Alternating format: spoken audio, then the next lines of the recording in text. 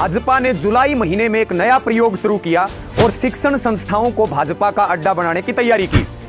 एक तरफ महामारी का नाम लेकर के और यूनिवर्सिटी कॉलेज को बंद किया जा रहा है, दूसरी तरफ उन्हीं यूनिवर्सिटी और कॉलेजेस में आरएसएस के प्रशिक्षण शिविर, बीजेपी के प्रशिक्षण शिविर और वहां पे बीजेपी की मीटिंगें की जा रही हैं, जेजेपी की मीटिंगें की जा रही हैं। शिक्षा के मंदिरों को बचाने का भी है। अगर इनको आरएसएस और भाजपा का अड्डा बना दिया गया या इससे पहले ये अड्डे बन गए होते तो आप भी नहीं पढ़ पाते, आपसे पीछे जो पीढ़ियां चली गई वो भी नहीं पढ़ पाती और भविष्य में आने वाली नई नस्ल भी इनमें नहीं जा पाती। अगर ये इसी तरह से भाजपा के अड्डे बनाने की कोशिश की गई तो फिर आने वाली पीढ़ियों के लिए एक बड़ा खतरा पैदा होगा। साथियों, जय किसान, मैं रवि आजाद। साथियों, आंदोलन के चलते हरियाणा में बीजेपी के, जेजेपी के सभी कार्यक्रमों का जोरदार विरोध और बहिष्कार जारी है और गांव बंदी, ना तो गांव में घुसने दे रहे हैं बीजेपी वालों को और ना कोई शहरों में कार्यक्रम करने दे रहे हैं। अब भाजपा ने जुलाई महीने में एक नया प्रयोग शुरू किया और शिक्षण संस्थाओं को भाजपा का अड्डा बनाने की तैयारी की। साथियों, देखने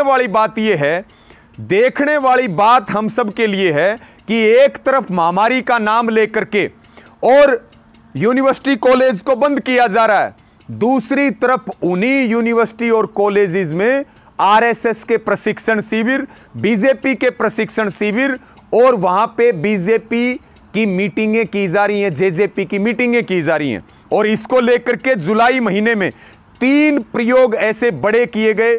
हिसार में गुरु जंबेश्वर यूनिवर्सिटी में भाजपा की मीटिंग बुलाई गई हरियाणा की। चौधरी देवीलाल यूनिवर्सिटी सिरसा में प्रशिक्षण शिविर लगाया गया और इसी तरह का एक प्रयोग भिवानी में चौधरी बंसीलाल यूनिवर्सिटी के अंदर करने का काम किया गया। और बधाई है हमारे उन साथियों को जिन्होंने लगातार जो कार्यक्रमों का बहिष्कार जारी था उसी तरह यूनिवर्सिटी के कार्यक्रमों का भी विरोध किया।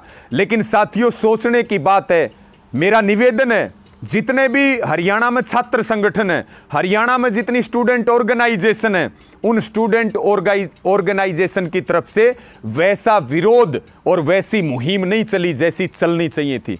मैं सभी छात्र नेताओं को भी अपील करता हूं कि एक तरफ ये आंदोलन आपके लिए भी उतना ही महत्वपूर्ण है। ये आंदोलन शिक्षा के मंदिरों को बचाने का भी है। अगर इनको आरएसएस और भाजपा का अड्डा बना दिया गया या इससे पहले ये अड्डे बन गए होते तो आप भी नहीं पढ़ पाते, आपसे पीछे जो पीढ़ियां चली गई वो भी नहीं पढ़ पाती और भविष्य में आने वाली नई नस्ल भी इनमें नहीं जा पाती।